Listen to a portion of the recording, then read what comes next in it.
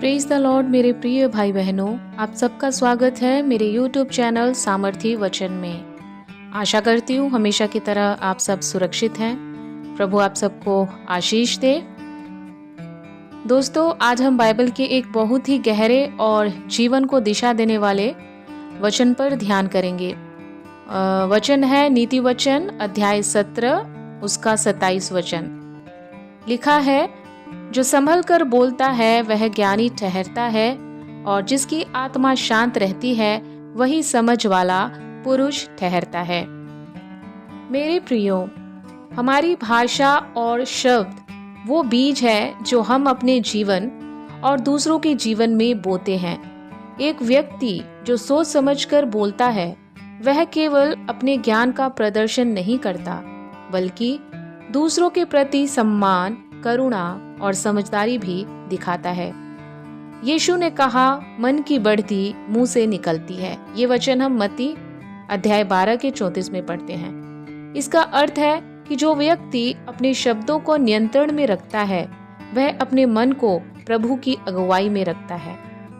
मेरे प्रियो, सावधानी से बोले गए शब्द रिश्तों को जोड़ते हैं, टूटे हुए हृदय को चंगा करते हैं और संघर्ष में शांति लाते हैं। लेकिन बिना सोच के बोले गए शब्द आग के समान होते हैं जो सब कुछ भस्म कर सकते हैं। दोस्तों, जो व्यक्ति अपने भीतर शांति बनाए रखता है वही सच्चा समझदार होता है। बाइबल हमें बताती है कि धीरज मनुष्य को सहनशील बनाता है और उसका वैभव अपराध को क्षमा करता है। ये वचन आप नीति वचन अध्याय 19 के 11 में पढ़ सकते हैं। एक शांत आत्मा वाला व्यक्ति झगड़े में भाग नहीं लेता, आलोचना पर तुरंत अपनी राय नहीं देता, बल्कि प्रभु पर भरोसा करके शांति से भरकर उत्तर देता है। शांति एक ऐसा फल है जो पवित्र आत्मा से उत्पन्न होता है। गलातियों 5 के 22 में हम ये पढ़ सकते हैं। यदि हमारे अंदर आत्मा की शांति है तो हम परिस्थितियों में भी संतुलित रह सकते हैं बिना विचलित हुए। यीशु खुद संयम और शांति का आदर्श है। जब उन पर झूठे दोष लगाए गए, जब उन्हें मारा गया, अपमानित किया गया, तब भी उन्होंने ना तो कठोर शब्द कहे, ना ही क्रोध में उत्तर दिया। उन्होंने कहा, हे पिता, इन्हें क्षमा कर, क्योंकि ये नहीं जानते कि क्या कर रहे हैं। मेरे प्रियो, आज के समय में इन वचनों को हम अपने जीवनों में कैसे लागू करें? जब कोई आपको भड़काए तब गुस्से में कुछ भी अपनी राय देने की जगह प्रार्थना करें और शांत हो जाएं। जब बोलने का मन हो तब पहले सोचें, क्या ये आवश्यक है? क्या ये प्रभु की महिमा बढ़ाएगा? सोशल मीडिया पर भी संयम जरूरी है। हर बात का उत्तर देना जरूरी नहीं है।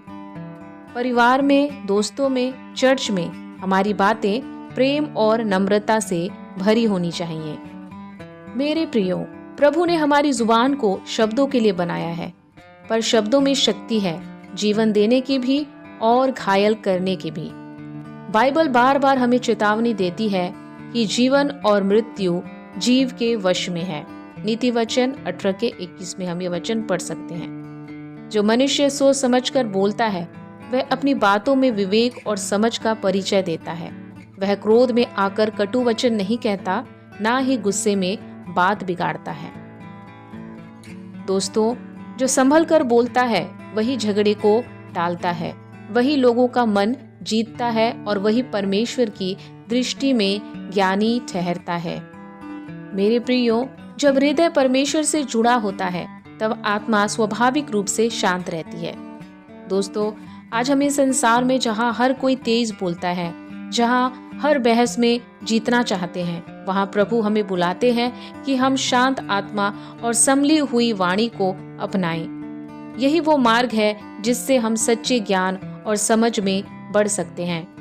बाइबल का ये वचन एक दर्पण है जो हमें दिखाता है कि समझदार वो नहीं जो बहुत कुछ बोलता है, बल्कि वो है जो सोचकर, प्रार्थना में रहकर और प्रभु की अगुवाई में बोलता है।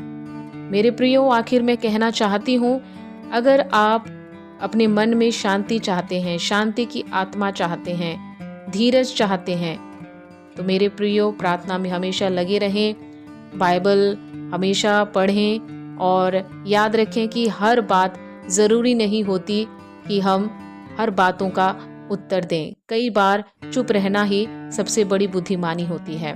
और मन पर प्रभु का नियंत्रण हो, हमें ये प्रार्थना ज़रूर करनी चाहिए। प्रभु आप सबकी और मेरी भी सहायता करें कि हम इन वचनों का पालन कर सकें। कहीं भी कुछ भी बोलना हो तो इस वचन के अनुसार संभल कर बोलें और अपनी आत्मा को शांत रखें। और हमारी आत्मा को शांत रखने वाला और समझबूझकर किसी भी बात को किसी के सामने रखना, ये ज्ञान हमें प्रभु ही दे सकता है।